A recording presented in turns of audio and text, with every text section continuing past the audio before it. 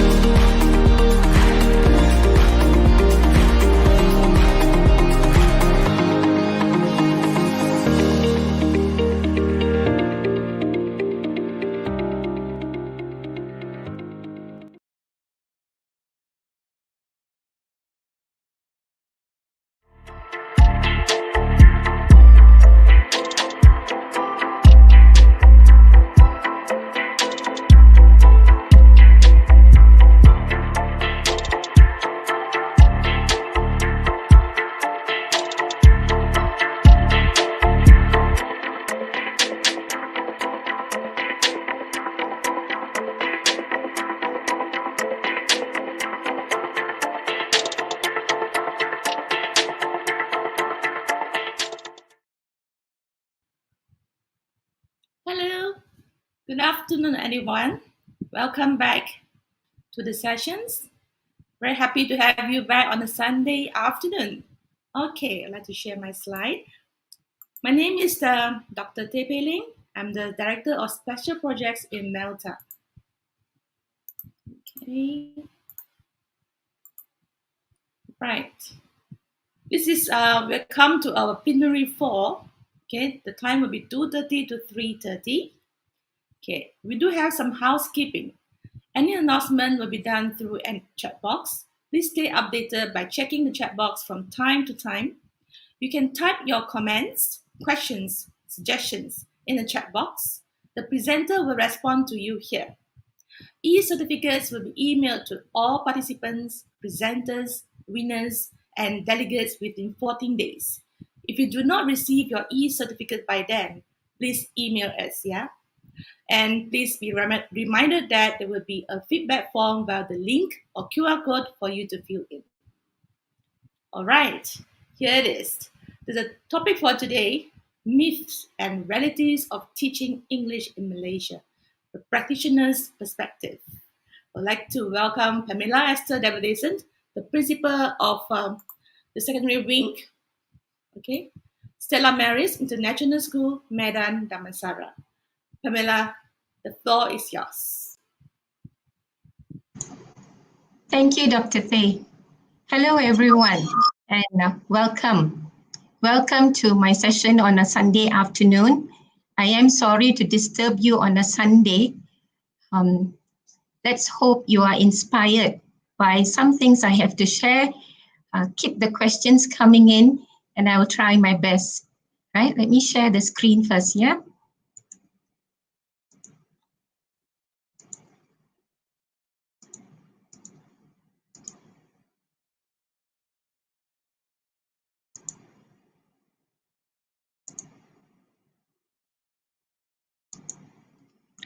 I believe you can see the screen.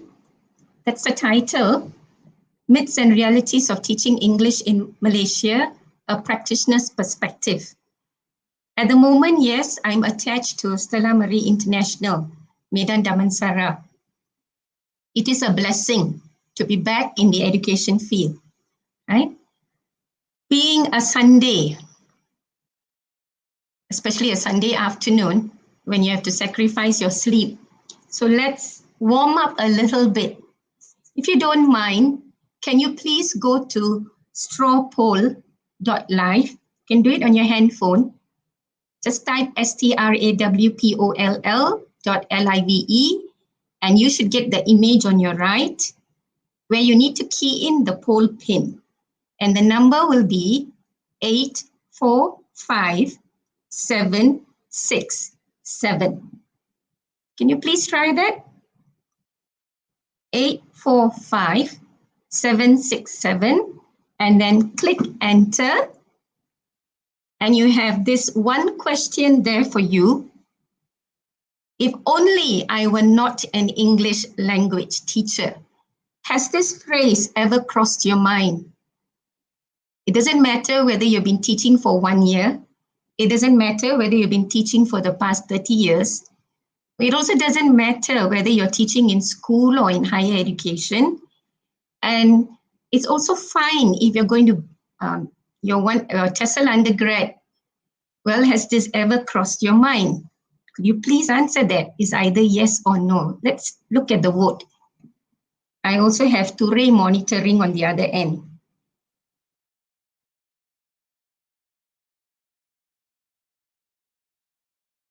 Any more? Can I just give another 15 seconds or 30 seconds?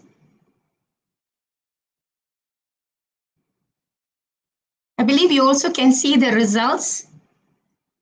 And if you're with me, you will notice that, okay, we have 14 people who voted, and we have about 64.3% who say yes, and 35% who say no. Well done to the 35%. I will belong to the 64%. Not once, but many times, because along the way of teaching and learning, we have our own frustrations, unhappiness, but we stay on, yeah? So let me go on to the topic per se. I would like to address this topic under these 4 subheadings, touch a little bit about the policy, and then delve into the myths and realities in relation or from the perspective of the practitioner, the educator or the teacher, himself or herself, and then on to the educator in the classroom, the practitioner in the classroom, be it online or even face-to-face. And finally, what I hope you will take away from this session. Okay. So coming back to the title, when we talk about teaching English in Malaysia, does it really matter where we are attached to? Public schools, you know, we have our SK, SJKC, SJKT, SMK, and SMA. We also have our private schools, which follow our national curriculum. And we cannot forget the number of international schools we have today in our country. The one I'm at, we follow the Cambridge International Syllabus. I believe the other international schools are the same, or they have other syllabi they follow, yeah? Okay, so coming to topic per se, yeah? The practitioner. What are the myths and what are the realities? Now, what is a myth? A misconception, a misbelief, right? Something we have in our thoughts. Sometimes we dare not say the myths aloud. We are worried. It may be sensitive, but it is there in the mind. And is it wrong to have these myths? No. Will they arise? Yes. Normal? Definitely. We are just human, right? Teachers, educators, we are definitely human. So this is normal. Is it okay? Yes, it's okay. But it's not okay to live in that myth. You need to get that sorted out. Now, how do we create and perpetuate these myths? Possible that, well, you didn't receive first-hand information. Information sieved, watered down. Things happening which have been suited to the culture of the school. Things which have become the norm and not accurate practices. So as we go on day to day and we don't get information, accurate information, we are not exposed to things beyond the school, these myths just perpetuate and we end up doing what we want, or sometimes we do it ignorantly. Yeah? Should we blame anyone? Definitely not. That's not my purpose today as well. Just because I've left Ministry of Education, doesn't mean I'm going to say things against, yeah? So let's not focus on blame. Let's look at how to move on and how to make things better for ourselves as educators and teachers, right? So the first part of my sharing is policy. Can we do without this? No, we cannot.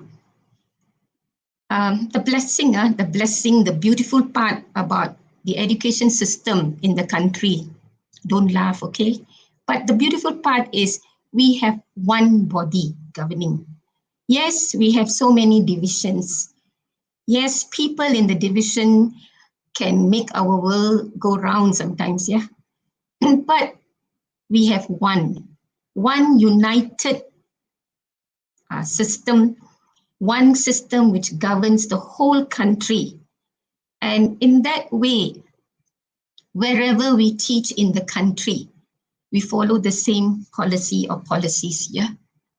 So coming to what is really relevant to us, to the English language education, I'm just going to focus on this because this is what should be happening in all schools, right? We have the English language education reform in Malaysia, the roadmap.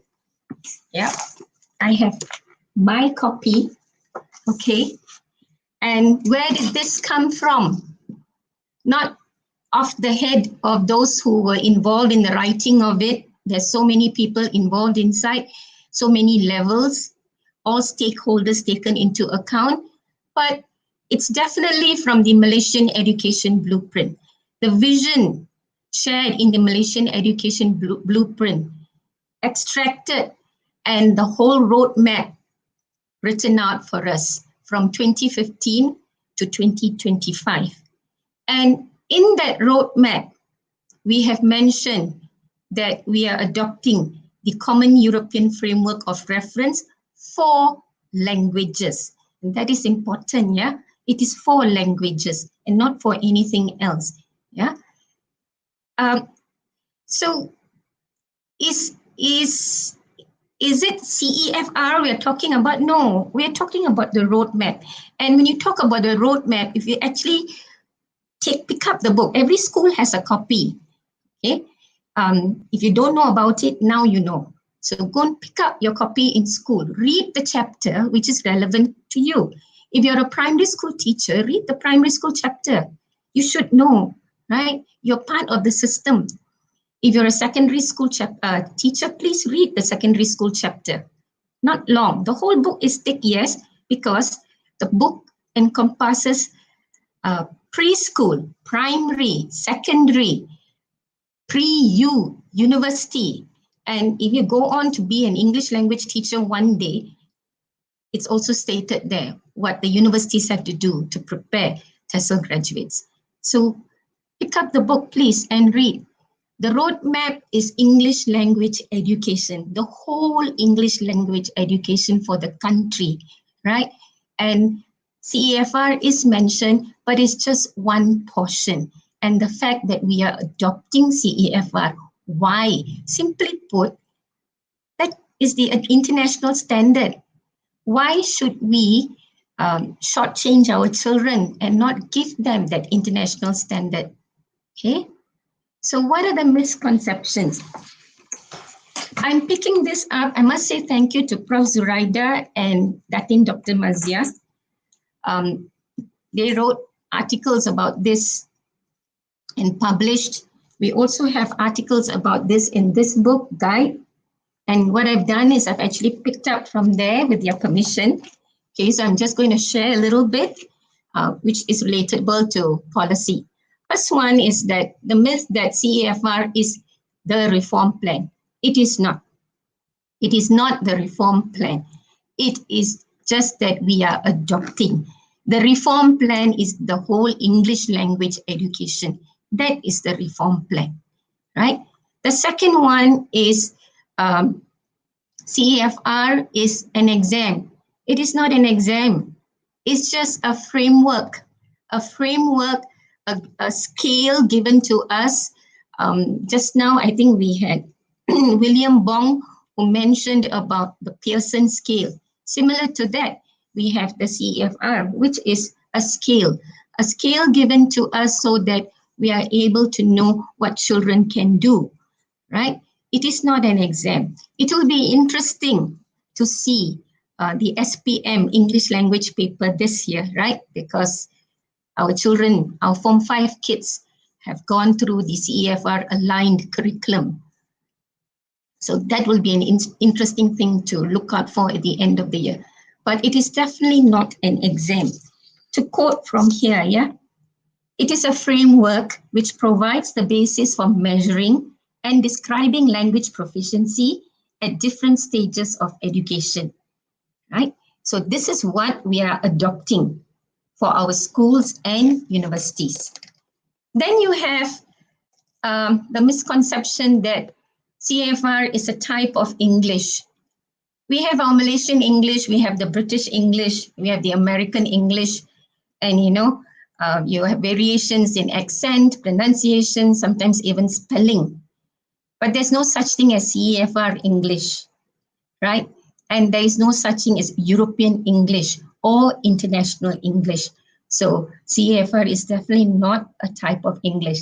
It comes back to it is just a scale. And the last misconception about our children needing to achieve native speaker proficiency. Definitely not. I think before this, again, I will refer to William Bong, who said, that's practically impossible, right? To achieve that. We just have to be Malaysians. What we really need to do is to be able to make sure our learners communicate, right? And they communicate well. We don't have to be native speakers. We can be proud of just being Malaysian English language speakers. So that's a little bit about that. So let me just repeat. The reality is simply this. CAFR is just a framework of reference. It is used to describe language teaching, learning the language, as well as language assessment. It is definitely not an exam. So at the end of this, exams have been postponed, yeah? Next year, when our 2021 Form 5 students sit for the SPM, they are not sitting for a CAFR English language exam, yeah? Okay, I hope that is clear enough. Okay, so come back to us, English language teachers. Can we ignore the roadmap? No. Ministry of Education is our boss. To put it very bluntly, we are working for Ministry of Education. If you look at our appointment letters, it says Pegawai Perkhidmatan Pendidikan, right? Division 1 officers. So wherever we are placed, whether in school or in district education office, in the state departments, or even in divisions in Putrajaya, we are still Pegawai Perkhidmatan Pendidikan, right? We cannot ignore the roadmap. The paymaster says that's the way, and that's the way it is. So easier for us to get on the bandwagon faster, read up the chapter, know what's happening, right? Do we need to get upset or worried? No, any change causes worry. This is a change, definitely will cause worry, and very often we worry about things which are ahead. So that increases our anxieties, right? And then there are so many of us teachers, 40,000 and more, you can't stop everyone's mouth from talking, right? So added pressure, added anxiety, a lot of unknown things, uncharted waters, so we get upset. But the thing about having one standardized system, yeah, everything is planned. We need to learn to trust the system. Okay, everything is worked out, everything is planned, everything is thought about, months and months. Yes, when we start anything, there'll be teething problems. But as teachers in school, we don't have to worry. Everything is taken care of for us. And you will see as we go on. Okay. So let's go on to the second part, where I like to completely go into the practitioner, the teacher. First of all, the teacher herself or himself. What myths do we have, in all our teaching careers as English language teachers? It's one popular one. The degree I obtained from the university is enough for all my years of service with MOE. If we think this way, then I have a question. The salary we received when we first started teaching is enough for all our years of service with MOE. We don't need the increment. We don't need the revised salary. A little unfair, right? My analogy, but being very honest and blunt. So the degree you obtain, that is your starting point. That was my starting point. Enough? No, not enough. Education evolves, education changes so fast. I graduated in 1988. Am I going to stay in 1988 when, the whole world is now in 2021? So if we can switch our mindset a little bit, we find that we need to grow, right? As a teacher, that's the reality. we need to grow. We need to improve. We need to upgrade ourselves. We need to update ourselves. Cannot be living in the yesteryears of, when we graduated. That's not enough. That's just the starting point. And amazingly, with the pandemic, the number of webinars we have, until I think that we have too many webinars now, right? If I may say so. So CPD courses, track 1 talked about this. We have plenty of professional development for teachers. Yes, reality is some are compulsory, but so much out there which you can pick and choose. And now with the pandemic, it's free. It's whether we want to spend some time improving and learning. And whether that is enough. Today with the pandemic, what is the reality? Just being equipped with knowledge as a teacher is not enough, right? We still need the support. We still need our mental well-being looked after. We still need that appreciation from our bosses, right? So that well-being, yes, we cannot run away from this. If you're wise enough, take care of both. Have a healthy combination of, looking after your professional development as well as looking after your EQ and being a healthy balance. Sometimes we don't have to be perfect teachers in class. What we need to be is happy teachers. And when we are happy teachers and we go in with a smiling face, our kids are happy and they want to see us more. So, grow and keep growing and updating yourselves. I must share, in all my years of service, yes, I've been involved and very blessed to be involved at many levels. Yeah, I actually pulled out my file to show, I don't know what to do with the certs now, but they are an attest to the fact that I'm glad I was involved. A little confession. There have been comments, yes, she's out of school because she wants to escape schoolwork. Well, you cannot, what do you do with the comments? They will happen whether you like it or not, right? But you know yourself. Yes, I've been out of school, then I come back to school in the afternoon to cover up, take home the work. Students are so tech savvy. Even before the pandemic, when you're away from school, you can still communicate with them through WhatsApp, keep in touch with them. Learning can go on, even if, you're not in school for a valid reason. So, yeah, grow, keep growing, learning. Never stop learning. There are many teachers today I see especially through Facebook and Instagram, who are doing, we have our Google Educators, we have our Wakelet, something I am learning. Microsoft Educators. So grow and always be the teacher who knows more. I must also share that because of my involvement at different levels, in a small way, I had an upper hand. I knew I knew what was accurate. Yeah, I knew things sometimes before it reached my principal's ears. I had access to officers in ministry whom I can just send a WhatsApp and they will answer.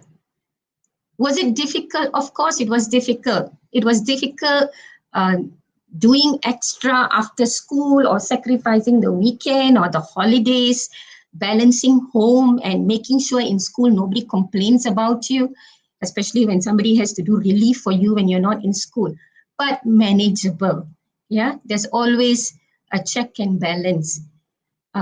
So the next time an officer calls you and needs help, agree, okay? And go and learn. All right. The next myth would be this: I've not been trained for this change. Sometimes you feel you're not equipped, and is that true? Well, for the CEFR aligned curriculum, all these trainings have been done. Okay, started with familiarization in 2015, if I'm not mistaken, followed by curriculum induction for all the years and all the secondary years as well as primary years, learning material adaptation, formative assessment. And we still have till today master trainers trained by Cambridge English, CE. You have the persons of reference around. You also have your JU or your state or district trainers, and they're still around, okay? And the beautiful part about this is all the material prepared by CE, by Cambridge English, is available free, okay? You are free to access them, you're free to download, you're free to retrain yourself, you're free to retrain your teachers in school, you're free to use it for your workshops and discussions. And well, retraining never stops, does it? It's whether we want to or not. That's the reality, but the materials are there, accessible to all. And if you don't know where, well, this book is there. And at the back, the links are all given. And QR code, yeah. If you can see some, yeah, the QR codes are there. And if you need to contact any of the master trainers, well, they're all here. Some are here, yeah. The emails are there. Can you get this book? Yes, the flipped book version of that book was distributed far and wide. Please ask your officers, ask your panel heads. They are all there. So trainings have been done. You are well prepared. You can always pick up these materials and read and move on, okay? What has been prepared for the English language teacher in Malaysia? Curriculum framework has been prepared. Scheme of work has been prepared. This teacher guide, you have first edition, second edition, all available, right? So you are well prepared, okay? Can you be super prepared overnight? Definitely not. Every day is a learning process. Can you know everything? No. The one which I love is the formative assessment, and there's a handbook. The first time I read, I picked up something. Second time I read, I noticed something else which I missed the first time. And that's how learning goes on, right? And you keep preparing yourself. Okay, so when it comes to textbooks being prepared, I just need to show you this just in case. You also have the teacher's handbook, yeah? So if you talk about curriculum framework, scheme of work, teacher guide, it's there.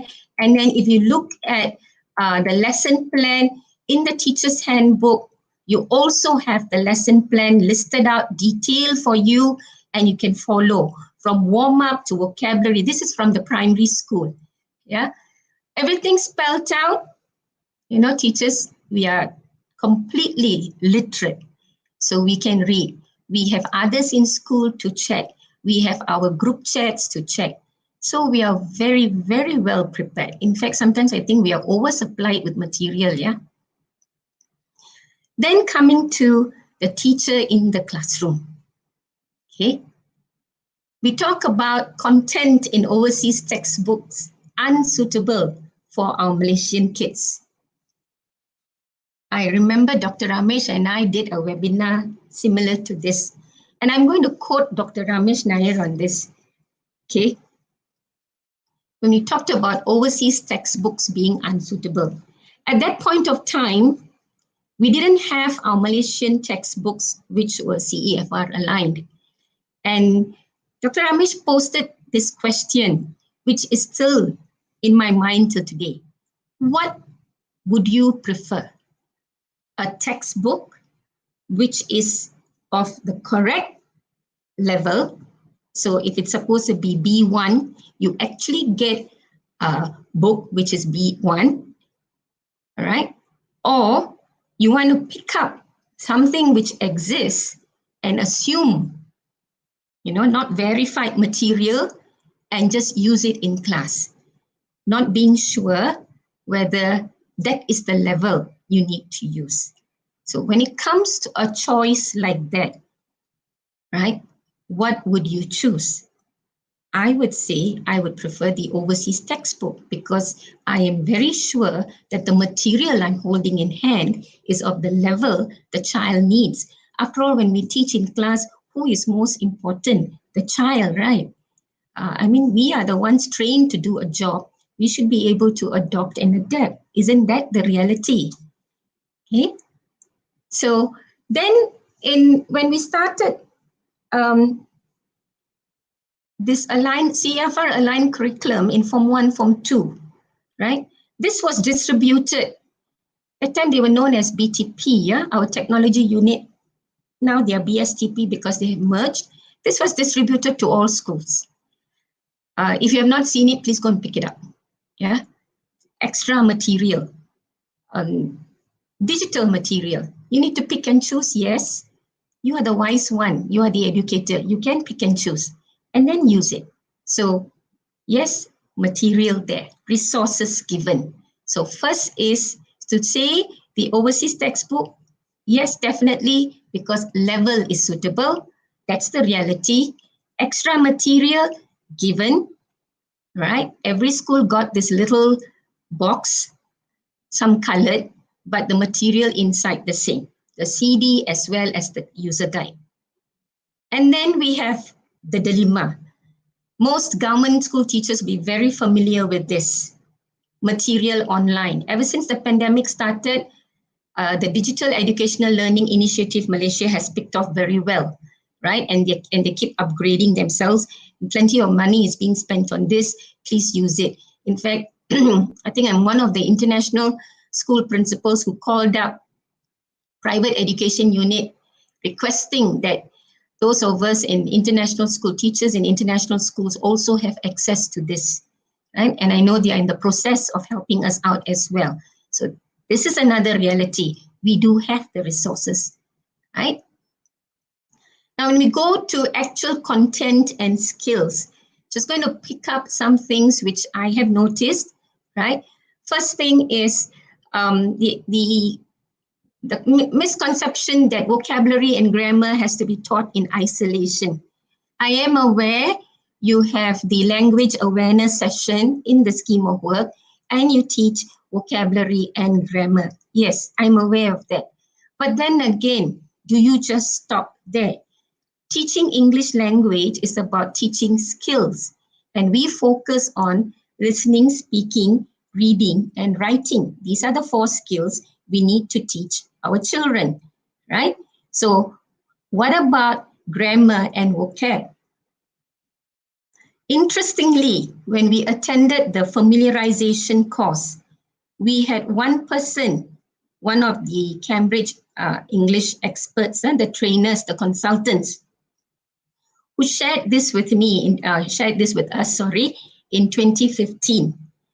And let me share it with you.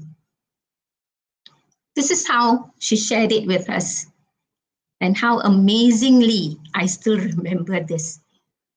When we teach English language, we teach the 4 skills. Now, what happens to grammar and vocab? Grammar and vocabulary spirals. That's the word she used. Spirals around the 4 skills. So let me just give you a simple example. We are teaching the listening skill. What do? Give the exercise, play the audio, and tell the children, fill in the blank. Is that teaching, or is that an exercise? Yeah, that's an exercise. You need to teach first, right? In any lesson, there must be the input from the teacher. So what do? If we expect the children to pick out certain phrases, maybe we're teaching phrasal verbs, and we want the kids to pick out the phrasal verbs from the audio. Can't we teach the phrasal verbs first? We're teaching the vocab, aren't we? Teach the phrasal verbs first. Do your guided practice. Do a little bit of, controlled practice, guided practice. Then when it comes to the free practice, you tell them, okay, now listen to the audio and complete the exercise. Will that work? Yeah, that's one of the simplest ways of how vocab is incorporated, but you have to teach it. What about grammar? So let's take the speaking skill. And we want children to be able to use certain grammatical structures, maybe the present perfect tense, right? So we have all our 21st century activities, and we do so many of them, and our class is noisy and we're happy and everyone is excited. And then Pamela will ask you, so where is your teaching point? Right? So teach the grammar first. Teach the grammar and then practice it in the skill. So that would be the understanding of grammar and vocab spiraling around the skills here. That's the reality of teaching grammar and vocab. We do need to teach it so that children are able to use in while they are, practicing the skill. And again, to the teacher in the classroom, this is my favorite topic, literature. We had one whole track of literature, yesterday. Many feel that literature has not been given enough focus, right, in the CEFR aligned curriculum. I'm going to lump it together. There's also this unwritten belief that literature need not be taught since it is not tested. And then the feeling that, I have no choice as a teacher. I am forced to do what ministry has listed in the circular, the titles given. These are the poems which must be done. These are the short stories which must be done. Contemporary children's literature, year 4, 5, and 6. If you listen to the video, you watch the video by Ma and Winnie, right? They gave you a good introduction into contemporary children's literature. That again, no choice. So let me share with you the reality that these are the feelings of some teachers. It's okay to have these feelings, but let's look at the other side of the coin, yeah? Scheme of work has been prepared, okay? It's called non-textbook lesson because this is from us in Malaysia. CE does the scheme of work based on the textbook selected, which is language teaching, right? So yes, you have the main skill, and you have the content standard, and you have the learning standard, and you have it for all the literature, right? So it is there in the scheme of work.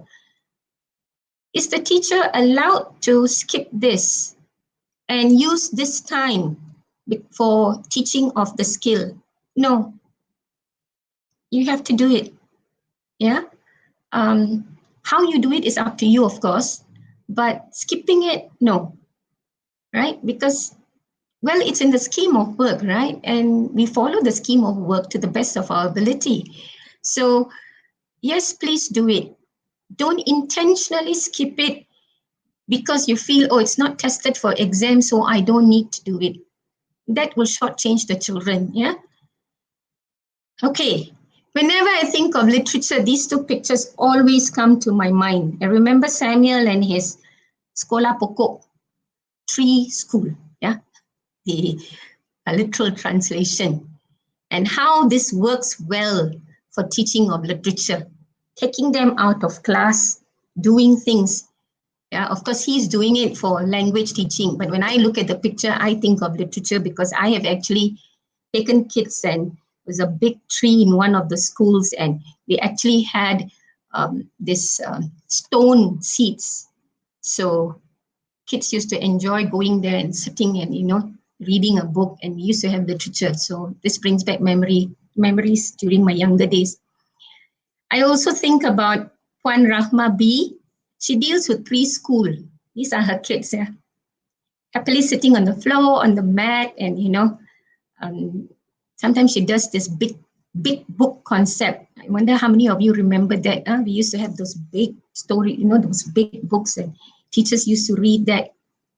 Well, this is one of them. So this is the reality.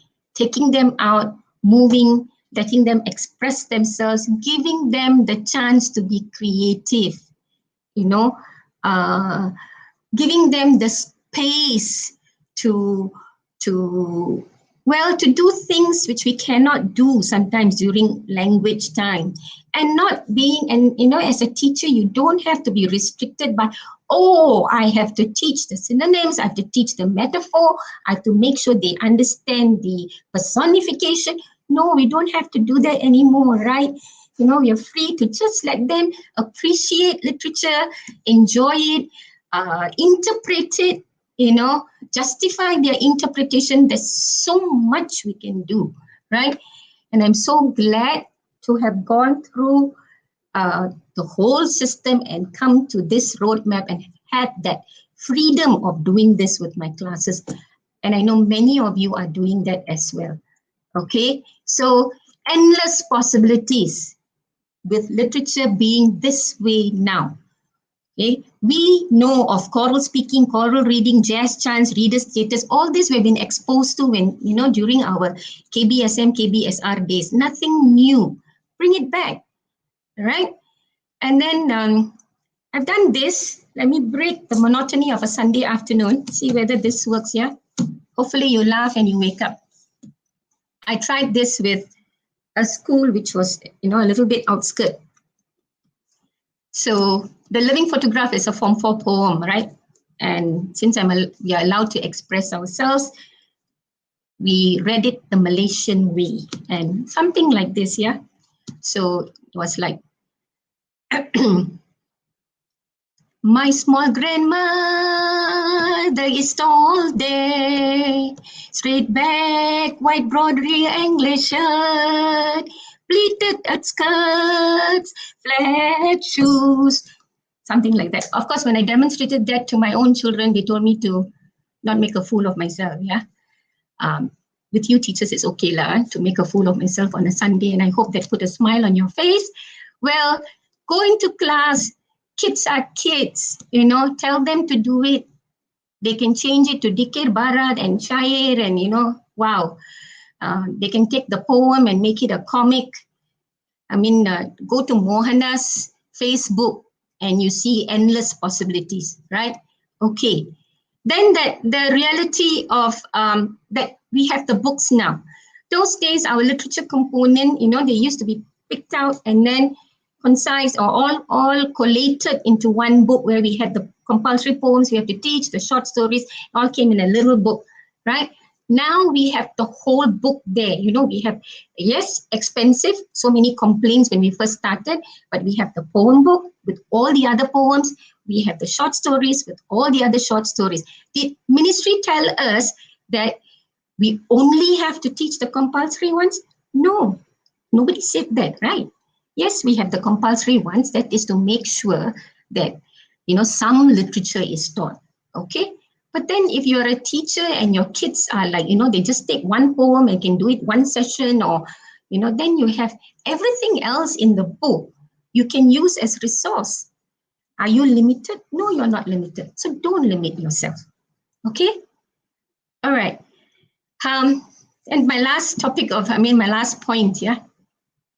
During this pandemic, the feeling of I'm alone, I have no help, right? We're at home, yes, teaching from home. If you feel you're alone, then I'm here to share with you very clearly that as much as the pandemic is, has turned us 360 degrees around when it comes to our health and our worry, but when it comes to us English language teachers, yeah, the world is at our feet. Cambridge International allows us free access, right? And just like that, we have so much there available.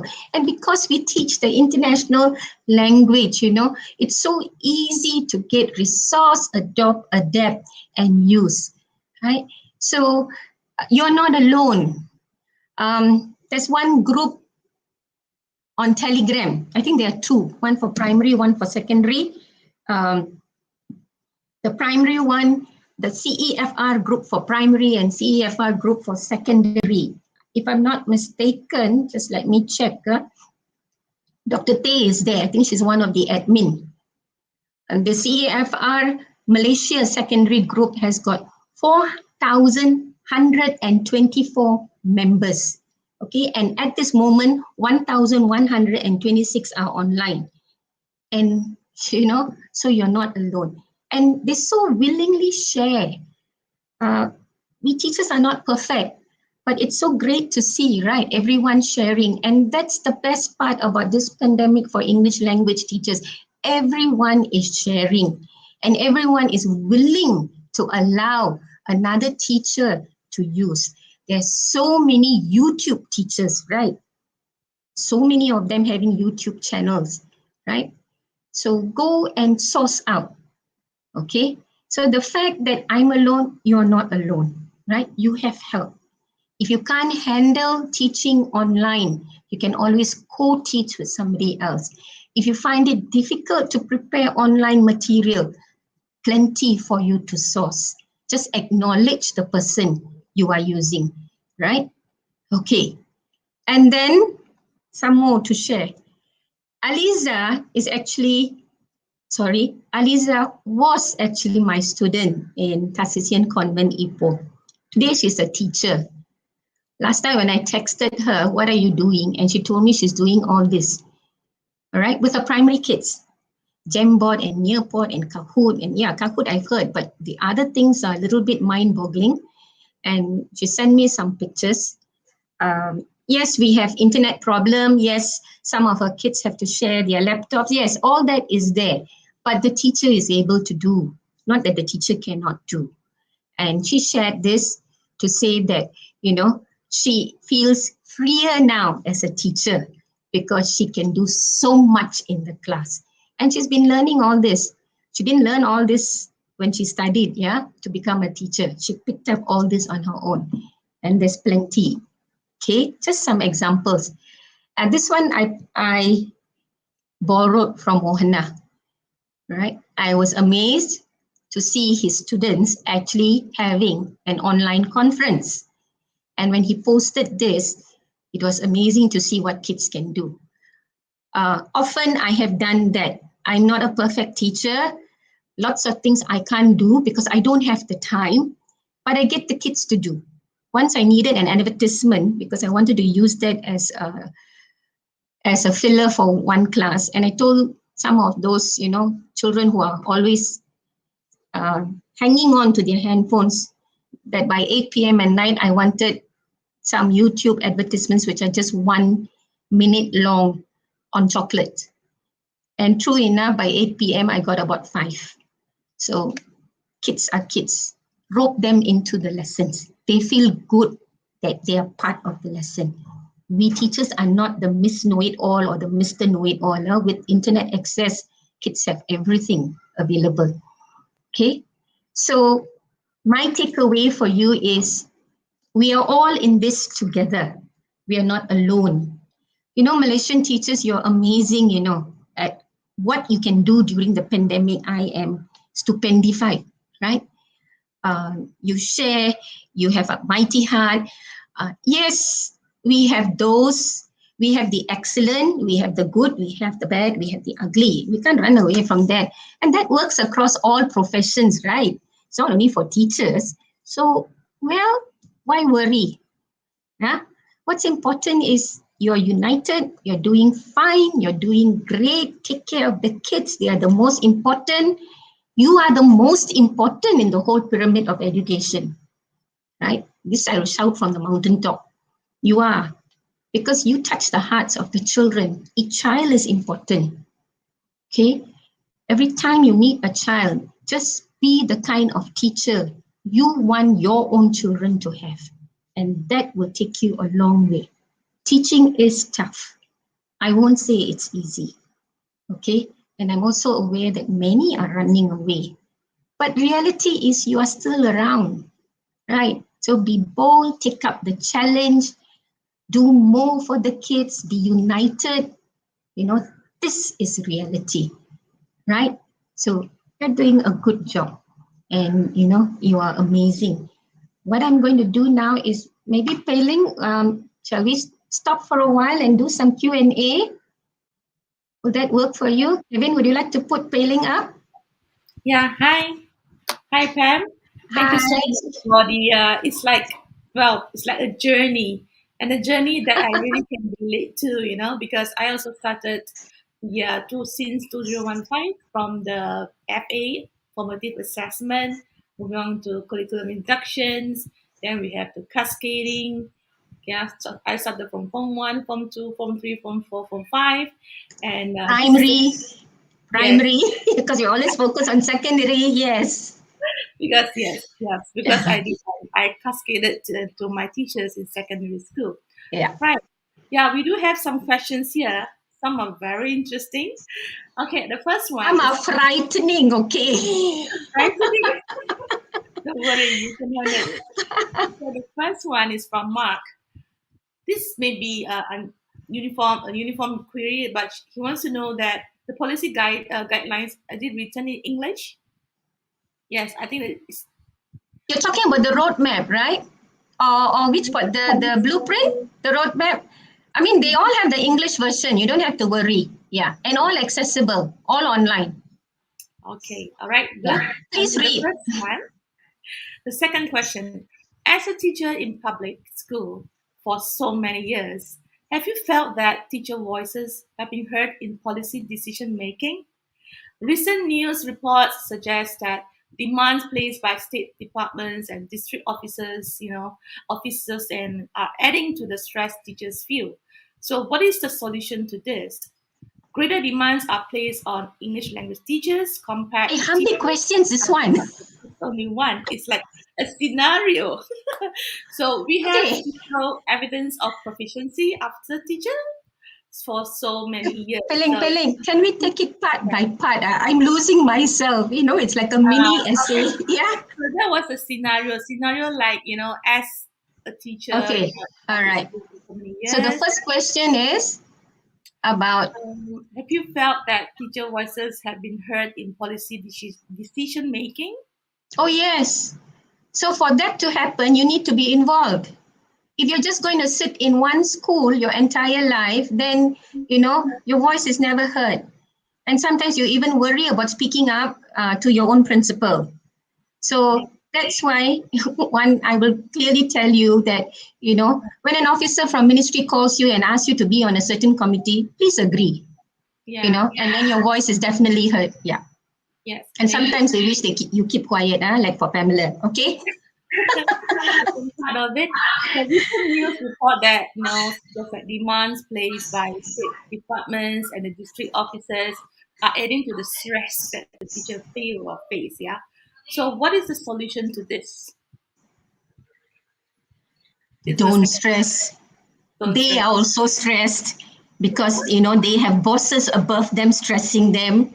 Just Yeah. be kind to them because they are also pegawai perkhidmatan pendidikan, all in the same boat. It's just that they sit on a different chair, maybe a higher chair. That's the only difference, right? So Yeah. throw the stress on your principal and your senior assistants. That's what they are there for. Yeah. So Shelve it to them and tell them, you take care of this, I'm taking care of my classes. okay. Okay. I mean, stress is everywhere. Let's not use that as an excuse and just, move on.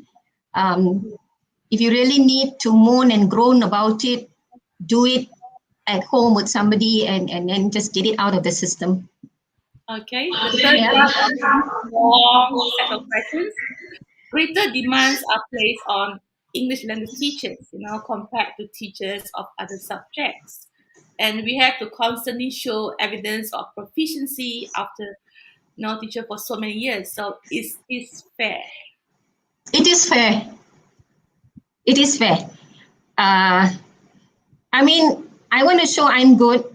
So asking me to take a test is okay, right? Why should I compare myself with another subject teacher? Yeah. By the way, Yeah. everyone, my first option is mathematics. Yeah. I'm actually an ed maths teacher. It's my second option, which is English. Okay. All right. So in all honesty, it's fine. What's wrong? I think what we worry about now, we Asian teachers or Malaysian teachers, we're so worried that we will fall short. That's our greatest fear. Even about somebody observing us in class, We get all worked up because, we're so worried we're going to show that little bit of us which is not perfect. But it's okay to be a not perfect teacher. If we are perfect, we'll all be sitting next to God, right? Yeah. So my strengths are your weaknesses, your strengths are my weaknesses. Just about that, lah, yeah, Piling? Okay. I hope that helps. Okay, thank you. Right, this is a new question. My students lack proficiency, but are sitting for SPM. Do I stick to the scheme of work or prepare them for the exam? Stick to scheme of work. What is important is you need to complete the learning standards. Every teacher needs to be able to analyze the scheme of work. Be very aware that the learning standards are all repeated. And the instruction given is every child must achieve the learning standard. So you need to be the wise one in class. All teachers are queens and kings in their own classes, right? If your child has achieved that learning standard and you can show proof that that learning standard has been achieved, then after that you can actually go on and move on. So the rule is very simple. The child must achieve the learning standard. Yeah, Right. I won't say sacrifice the scheme of work. Please let me be very clear. I didn't say shorten the scheme of work. I didn't say sacrifice the scheme of work. I'm just saying, please do your job. Okay. Because Okay. as you mentioned, the learning standard, we have the can-do statement, right? So once the teacher already completed, perhaps we are, we think that the students can do those, they can perform well in the exam. It cannot be the teacher thinks the student can do, right? You can do the formative assessment and you have proof that the child actually can do. Because it's not about what the teacher thinks, it's about what the child can do. So, we just need to switch our mindset a little bit, we are fine. And then in the scheme of work, if that learning standard is repeated, you can, you can actually be very fast about the lesson, right? Test out the child, do a little bit of activities and reinforce it, and you're done. Right. Okay. Yeah. Thank you. Moving to another question. The SOW prepared was planned for teachers to teach for 1 year, almost similar. So accordingly, like the pre, remove, and secondary school.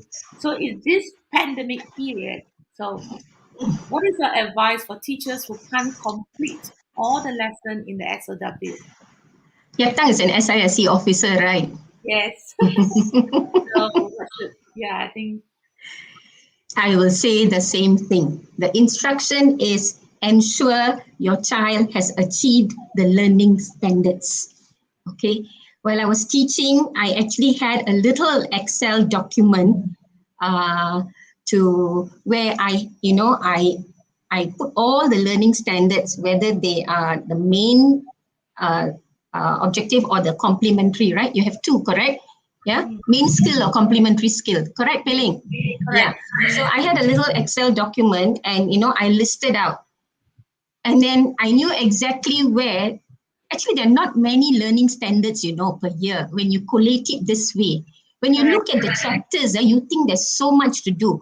But when you actually switch it around to an Excel document and you look at it and say, hey, actually you can handle it. It's not too much. Because you teach it at this chapter and then you see it repeated here as a main skill, or you see it repeated somewhere else as a main skill, as a complementary skill, right? So that repetition allows for, a reinforcement, allows for enrichment. So it has been so beautifully written in that way now, yeah? So Yetang, I go by learning standards, Yatang, to be very honest and to be very straight to you, okay? Any teacher who comes and tells me she cannot complete this part of the SOW and all that, I just ask very simply, can you prove to me that your child has achieved the objective? So if you're talking about pandemic, during the pandemic, does learning really have to happen while you are online with the child? Or can you assign something to the child where the child can do? We can do so much of flipped learning now, right? Yes, the child watches the video and then while online with you, they actually do the activities and you move on. So many ways of addressing it. Everything comes back to the culture of the school, and I always feel the teacher knows best, knows the children best and what works best for the children. Yeah. So Everywhere is still the same. Learning standard must be achieved. Okay. All right, Pei-Ling. Okay, thank you. Okay, another question will be right. So in this, again back to the pandemic, we are in this MCO, EMCO, and whatnot. So, what is the advice for you for the teachers? Currently they are doing their online teaching.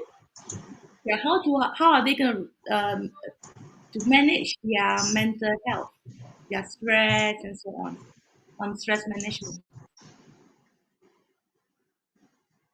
One thing is you need to plan your lessons. Just because it's online and you're at home doesn't mean you don't plan. Or wait for the 10 minutes before you go online and yeah. So you still have to do your part, right? I also believe that in a day, there comes a time where you just have to stop, So if it's 5 p.m.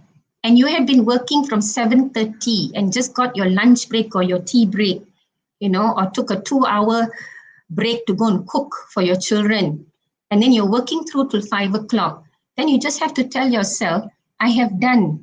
Work never ends, does it? When does work end? Pei-Ling can answer. You're on mute. It never ends. Never end. Does school work ever end? No, it doesn't. Can work till 11 o'clock at night, it still doesn't end. Yes. Right? So you have to say, I have done enough. I have done according to priority. I'm on top of things, right? We all have our list. I still have my little diary with all the lists ingrained, I think, as educators. And then you need to take that few minutes off for yourself. Yeah, go and do your 10-minute exercise or your half an hour walk and have that little time for yourself. You need to do that, especially during the pandemic. Yeah, Okay. and have your family time. Correct. Thank you so much. I have more questions for you. Okay. Really? I thought everyone's sleeping on a Sunday afternoon, okay? No, they are awake now. So, how do we make sure that we don't apply one size fits all policy on teachers, especially teachers who work in a rural and interior areas like no internet at all? These are the teachers you admire. They don't use that as an excuse, right? I think we have many stories we have seen in the past 1 year. The teacher on the motorbike, taking the worksheets, I always say this, no, Pei-Ling. Actually, Malaysian teachers are very smart. They always find a way, So, and now with the pandemic, more and more are sharing on Facebook and Instagram and, through group chats. And then that inspires others, right? That there are possibilities out there. Without the internet, you think we cannot survive. By the way, Pei-Ling, you and I grew up without internet, right?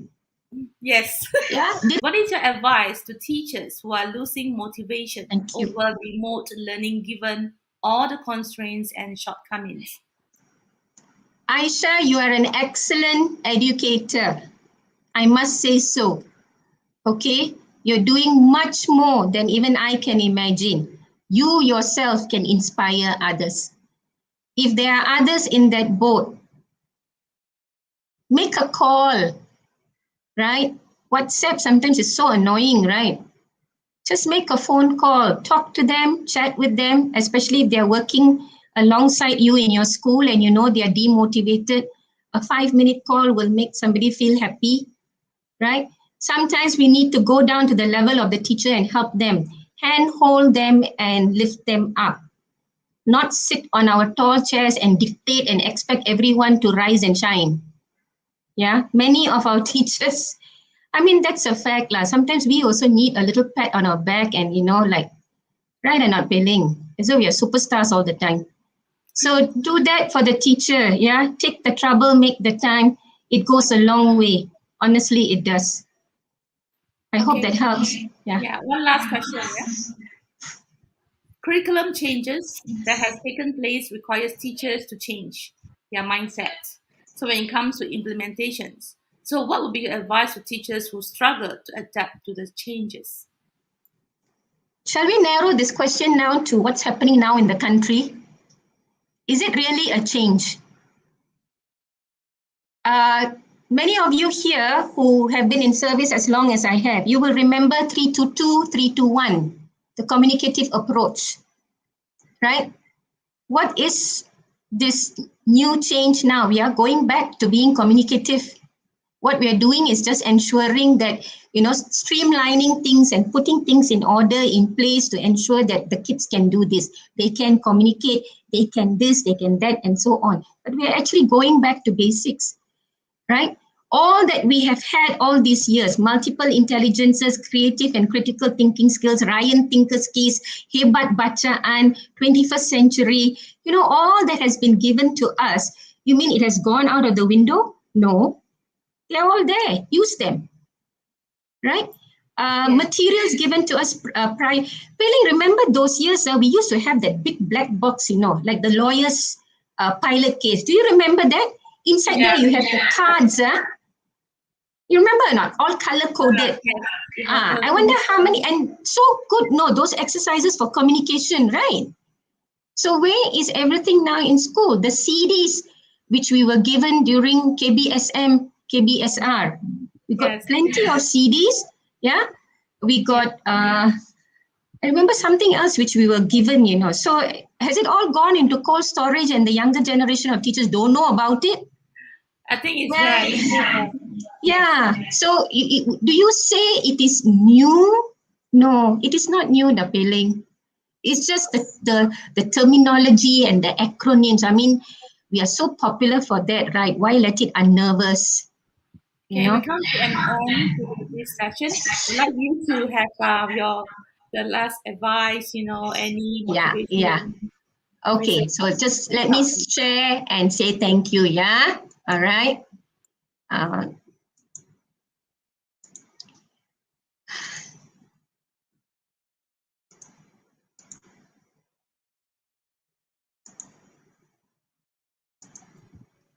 I must do justice, yeah, at the end. Okay, yeah. Okay, so I must say thank you. Thank you to all these schools. Thank you to every principal. Thank you to every teacher. Thank you to every office staff, to the cleaners, to the gardeners, and even to the guard, right? All of you have impacted my life in one way or another. And because of you, I have grown, right? I hope teachers of the following years are able to say. One confession to everyone, every time I moved, there was always somebody who asked me, are you a problem teacher, Pamela, to move like this? No. And the number of times I would just smile. But I can tell you that that's a myth, by the way. Reality is I learned, I have grown, I have had to adopt, I have had to adapt, and that has been fine because I've had a blessed journey as a teacher in a Malaysian public school, right? And over and above, I must say thank you to Ministry of Education, from SPP to ELSQC to ELTC to BSTP now, whereas BBT and BTP merge, LP, BPK, the district officers, the state officers. And it's not the unit, it's more the officers I have met. Yeah, thank you so much for the opportunities, for nurturing me, for letting me grow, for allowing my voice to be heard, right? So to all of you here, I'm not asking you to jump school, yeah? But, well, that's what has happened to me. So from one teacher to all of you here present, whether you're a teacher in school or higher education or overseas or wherever you are, international, local, you are doing a fantastic job. Thank you for taking care of the children of the nation. All the best, stay safe. Remember, you have each other and you got this. All right? Bye. Thank you. Thank you so much, Pamela. Thank you.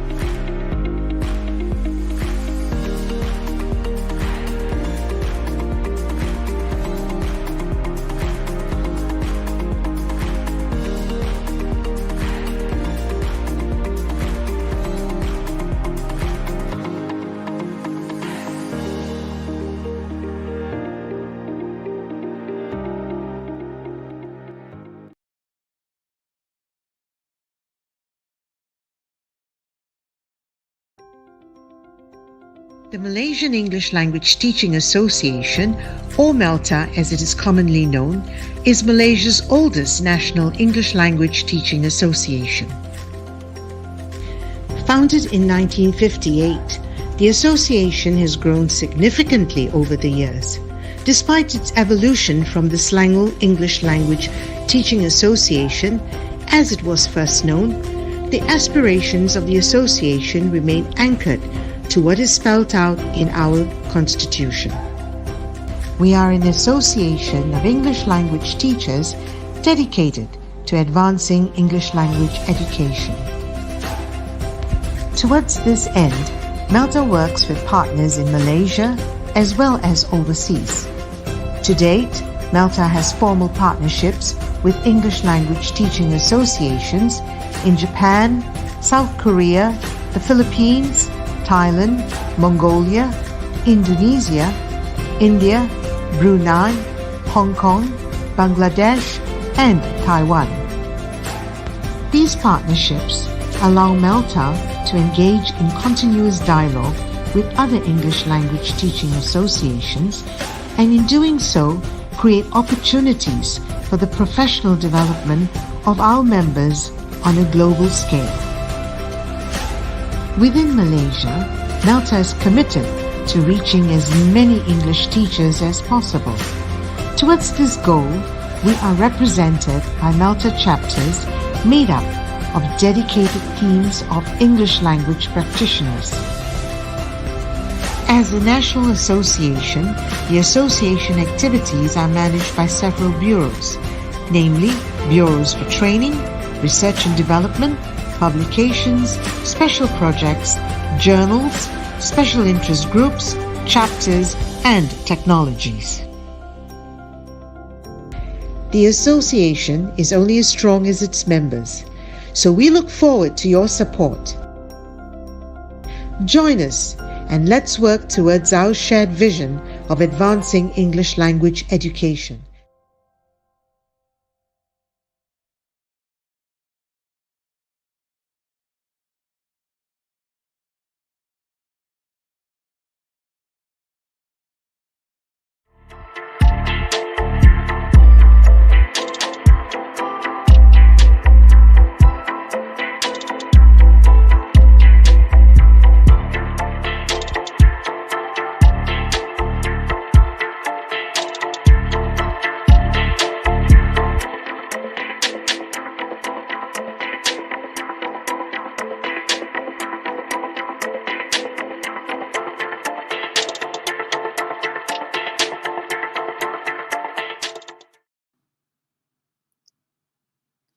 Hi, everybody. And as the saying goes, all good things must come to an end. Before we begin the closing ceremony, I would like to direct your attention to some housekeeping information.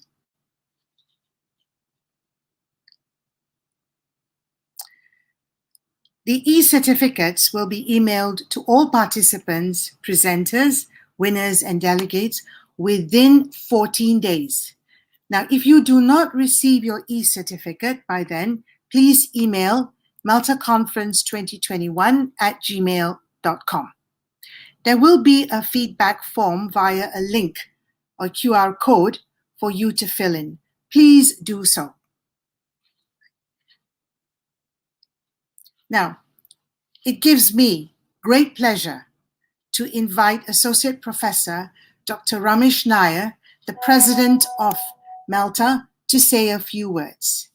Over to you, Dr. Ramesh.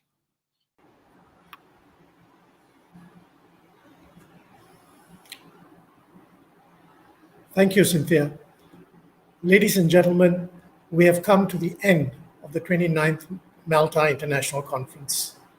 The whole aim of MELTA conferences has always been about offering opportunities to researchers and classroom practitioners to share their work, opportunities to participants to listen to presentations, which we hope will trigger ideas on what they can explore further or try in their own classrooms.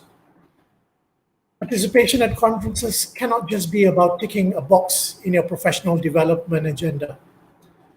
My personal hope is that this conference leads to your next journey of discovery and learning. If you are teachers or student teachers, I hope you will consider applying some of the suggestions or recommendations made by our presenters at this conference. If you are researchers, I hope the topics covered at this conference motivates your next research project. This is what should be the long-term impact of conferences. Ladies and gentlemen, it is our sincere hope that you've had a positive experience with us and that you will join us at the next Melta event. If there have been shortcomings, I apologize, and I hope that you will share such experiences with us so that we can improve. If your experiences have been positive, do let us know as well.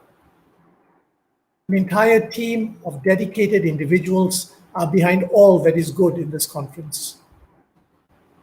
These people have full-time jobs or are enjoying retirement.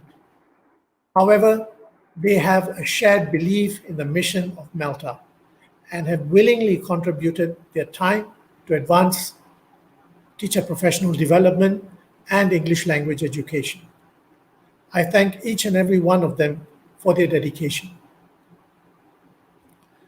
Ladies and gentlemen, this is the first Melta conference in more than a decade which has not been chaired by Melta's immediate past president, the late Professor Dr. Ganakumaran Subramanian. All that we know about organizing a Melta conference has been through working with him. His sudden passing this year took us all by surprise. And organizing this conference has certainly reminded us about his dedication and passion for Melta. The association is currently working on a special tribute publication to Professor Gana, and we hope to publish the tribute soon. We thank the many friends and colleagues who have submitted tributes to him. We will be informing you about the launch of the publication once details are confirmed. With that, ladies and gentlemen, I once again thank you and look forward to your continued support of Melta. I now have the pleasure of calling upon the conference deputy chair, Dr. Chia Swee Ee, to announce the winners of the Basil Wijayasuriya Best Teacher Presenter Awards, as well as the winners of the Track 6 competitions. Thank you and stay safe. Thank you, Dr. Ramesh. And now, ladies and gentlemen, this is the exciting moment of results announcement. First, let us move on to the Basil Wijayasuriya Best Teacher Presenter Award. This award is named after Melta's first president, the late Dr. Basil Wijayasuriya. The best Malaysian teacher paper presenters at the Melta International Conference will be recognized with this award. This year, this award is given to the best paper presentation for each of the 5 tracks. Each track winner will be receiving a cash prize of 200 ringgit. Ladies and gentlemen, are you ready? The winner for track 1, Teacher Professional Development, is Ture Raja Shanmuga Sundram with his paper presentation on the impact of non-governmental organization in teacher professional development in the 21st century. Next, the winner for track 2, Pedagogy, is Samantha Elisha Anak Selambau with her paper presentation on journaling to improve motivation in writing skills among primary ESL learners. Next, the winner for track 3, Assessment and Evaluation, Nur Hafiza Hanum binti Ahmad Azman Khan with her paper presentation on the concerns of primary school English teachers on classroom-based assessment. For track 4, the winner of the literature track goes to Ma Ziqian and Winnie Ong Yuan Ni with their paper presentation on connecting learning dots through literature during the COVID-19 pandemic. And finally, the Basil Wijayasuriya Award for Track 5 Technology goes to Iladina binti Mahadi on her paper presentation, The Use of Digital Storytelling in Enhancing Lower Secondary School Students' Writing Skill and Motivation in Writing. Congratulations to all the 5 track winners for the 2021 Basil Wijayasuriya Award. And next, let us move on to track 6, which is dedicated to showcases of teaching innovations and or teaching simulations with effective methods or practices in 3 categories, namely the teachers category, student teachers category, and lecturers in higher education category. The bronze award winners for each category will receive a cash prize of 200 ringgit. The silver award winners for each category will receive 300 ringgit, while the gold award winners for each category will walk away with a cash prize of 500 ringgit. And now, ladies and gentlemen, for the teachers category. Are you ready? The Malachi Edwin Vitamani Creative Teacher Showcase Award is named after the 3rd President of Malta and prominent figure in the Malaysian literary scene, Professor Emeritus Dr. Malachi Edwin Vitamani. This year, the Bronze Award goes to Susanna binti Amir Muhammad from SK Sungai Isap Murni, Kuantan, Pahang, for her showcase of the memory word game.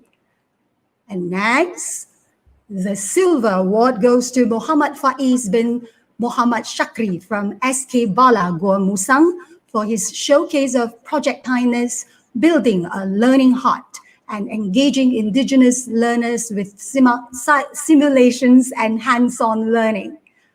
And finally, the Gold Award, ladies and gentlemen. Please put your hands together. Although I can't see your hands, but please do so for Umaira Najiha binti Ismail and Ho Tin from SK Brickfields 1 PG Kampus Tun Abdul Razak Sarawak for their showcase of using interactive slides and module for word recognition in the primary ESL classroom. Congratulations to all. And now we shall move on to the student teachers category. The 2021 Creative Student Teacher Showcase, the Bronze Award goes to Nurul Fatin Afifa binti Muhammad from Institut Pendidikan Antarabangsa for her showcase of the effectiveness of multimodal approach in helping pupils use possessive pronouns correctly. The Silver Award goes to Celine Lau Ji Chin from Institut Pendidikan Bahasa Antarabangsa for her showcase of using article song to improve grammar skills among primary ESL learners in Malaysia. And finally, ladies and gentlemen, the Gold Award goes to Divinus, son of Igam Baring from Institut Pendidikan Antarabangsa for his showcase of visualizing literature with Minecraft for education. Congratulations to all the winners.